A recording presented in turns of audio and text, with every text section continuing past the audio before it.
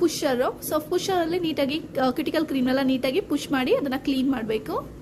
Next side cleaner. ನಿಮ್ಗೆ extra skin ಏನಾದರೂ ಆ ಕಡೆ ಈ ಕಡೆ ಆಗಿದೆ ಅಂತ ಹೇಳಿದ್ರೆ ಅದರಲ್ಲಿ ರಿಮೂವ್ ಮಾಡ್ಬೋದು. ಸೊ ತುಂಬ ಕೇರ್ಫುಲ್ ಆಗಿ ಮಾಡಬೇಕು, ಇದು ತುಂಬ ಶಾರ್ಪ್ ಇರುತ್ತೆ.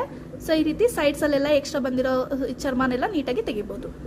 ಪೆಡಿಕ್ಯೂರ್ ಶಾಂಪೂನಲ್ಲಿ ಮತ್ತೆ ಬ್ರಷ್ ತಗೊಂಡು ನೀಟಾಗಿ ಉಗುರನ್ನೆಲ್ಲ ಕ್ಲೀನ್ ಮಾಡಬೇಕು, ಬ್ರಷ್ ಮಾಡಬೇಕು. ಫುಲ್ ನೇಲ್ಸ್ ಮತ್ತೆ ಫಿಂಗರ್ಸ್ ಫುಲ್ ಎಲ್ಲ ಕ್ಲೀನ್ ಮಾಡಬೇಕು.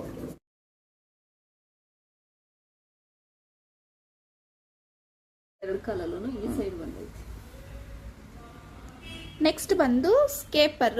ಸೊ ಸ್ಕೇಪರ್ ಬಂದು ಈ ಕಡೆ ಇಂಡಿನಲ್ಲೆಲ್ಲ ಕ್ಲೀನ್ ಮಾಡಬೇಕು. ಸೊ ಈ ರೀತಿ ಕ್ಲೀನ್ ಮಾಡ್ಕೊಳ್ಬೇಕು. ಸೈಡ್ಸಲ್ಲಿ ಅಥವಾ ಫ್ರಂಟಲ್ಲಿ ಈ ರೀತಿ ಕ್ಲೀನ್ ಮಾಡ್ಕೊಬೇಕು. ಇವ್ರಿಗೆ ಆಲ್ರೆಡಿ ಕ್ಲೀನ್ ಆಗಿರೋದ್ರಿಂದ ತುಂಬ ರಿಸ್ಕ್ ಇರಲ್ಲ. ಕ್ಲೀನ್ ಪ್ರಾಸೆಸ್ ಎಲ್ಲ ಮುಗೀತು.